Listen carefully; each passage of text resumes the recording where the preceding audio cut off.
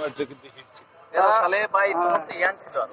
এখন তো যে বয়সে ছাপ পড়ে গেছে দেখছেন।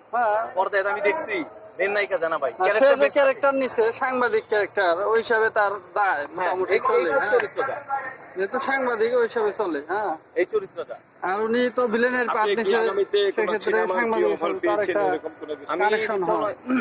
সিনেমার উপর অনেক আগে আমি কথা বলছি, এফডিসি গেছি, দেখাও করছি, কথা বলছি, কিন্তু কিছু মিস আন্ডারস্ট্যান্ডিং যেরকম সত্যি কথা বলি, কারণ অনেকের চাহিদা থাকে, মেয়েদের তো চাহিদা থাকে না, মেয়েরা তো মনে করে সুন্দরী হইলেই হয়ে যায়।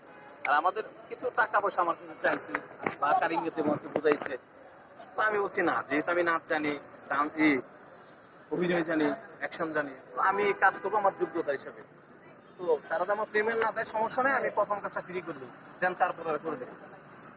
এখন যদি আপনার অপরাধের দিকে আপনি কাজ করবেন, হ্যাঁ কেউ আপনার কাছে টাকা পয়সা চায়নি, হ্যাঁ ওরকম যদি কেউ হয়, এই রায়হান রাভি যদি আপনাকে ফলো করে, হ্যাঁ সে একজন ভালো প্রডিউসার এবং পরিচালক, সে যদি অফার করে সেক্ষেত্রে সে যদি মনে করে এই ছেলেটা সামান্য ছোট একটা ছেলে, এরপরে ওর যে ভালো লাগে, সে যদি আমার কাস্টিং করে, আমি অবশ্যই কাজ করবো, অবশ্যই।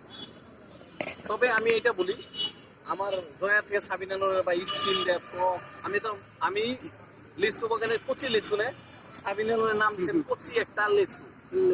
আমরা তো আগে চিনি ভাই, আর দেখছি যে ডান্সটা করছে, আমার তো মনে হয় যে 200-300 সিনেমা করছে, এরকম এক্সপিরিয়েন্স নিয়ে ও ডান্স গুলো করছে লিচু বাগানে। তো ওভারঅল সবকিছু মিলে 100% একজন আর্টিস্ট। আমি ওকে 10-10 দিলাম, আর জয়া হাসানের দিছি 10-7। নেক্সট একটি সিনেমা আসছে সাকিব খানের, তাণ্ডবের পরে মেজর, তিনটা ক্যারেক্টার থাকবে, একটি মেজর।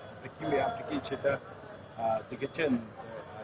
আমি ওইরকম কিছু ঘোষণা শুনি, তবে আপনার শুনলাম, আমি ইউটিউবে মেজর বলে আমি দেখছি। দেখছেন, তাহলে অবশ্যই ভালো কিছু হবে। মেজর মানে দেশের একটা ভালো সিনেমা। তো আমার মনে হয় যে তাণ্ডব দিয়ে মনে হয় একটু সিনেমার ক্যাটাগরি চেঞ্জ হচ্ছে আস্তে আস্তে। সাকিব তো এই পর্যন্ত অ্যাকশন করছে, রোমান্টিক করছে, কিন্তু দেশ টিভিতে একটি প্রচারণা দেখেছি, ওখানে একটি নিউজ হয়েছে, একটি মেয়ে রিয়াকশন দিচ্ছে যে সাকিবের বিরুদ্ধে, যে তার যে সিনেমাগুলো সেখানে অশ্লীল ভঙ্গি এবং মাদক এরকম কিছু নতুন প্রজন্মকে সে খারাপের দিকে ঠেলে দিচ্ছে। আপনি কি মনে করেন? না না না, এটা গল্পের ক্ষেত্রে।